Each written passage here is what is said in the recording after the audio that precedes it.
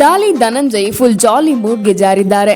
ಗಂಧದ ಗುಡಿಯ ನಟ ರಾಕ್ಷಸ ನೇತ್ರಾಣಿ ಬೀಚ್ನಲ್ಲಿ ಸ್ಕೂಬಾ ಡೈವ್ ಮಾಡಿ ಫುಲ್ ರಿಲ್ಯಾಕ್ಸ್ ಆಗಿದ್ದಾರೆ.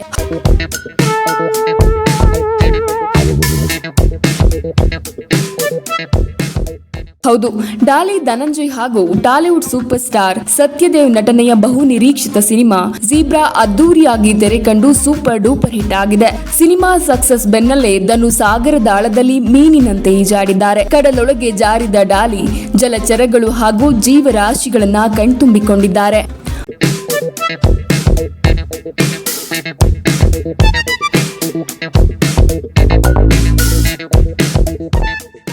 ಮೈಸೂರು ಗೆಳೆಯರ ಜೊತೆ ಟ್ರಿಪ್ ಎಂಜಾಯ್ ಮಾಡ್ತಿರುವ ಡಾಲಿ ಸುಮಾರು 45 ನಿಮಿಷಗಳ ಕಾಲ ಸ್ಕೂಬಾ ಡೈವ್ ಮಾಡಿದ್ದಾರೆ.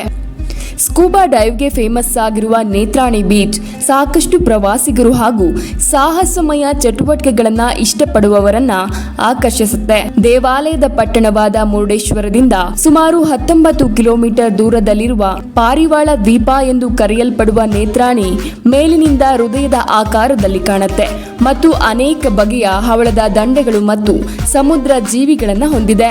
ಒಟ್ಟಾರೆ ಸಿನಿಮಾ ಪ್ರಮೋಷನ್ ಓಡಾಟ ಅಂತ ಬ್ಯುಸಿಯಾಗಿರುವ ಡಾಲಿ ಸಣ್ಣ ಬ್ರೇಕ್ ತೆಗೆದುಕೊಂಡು ಸ್ನೇಹಿತರೊಟ್ಟಿಗೆ ಸಾಗರದಾಳಕ್ಕೆ ಇಳಿದು ರಿಲ್ಯಾಕ್ಸ್ ಆಗಿದ್ದಾರೆ.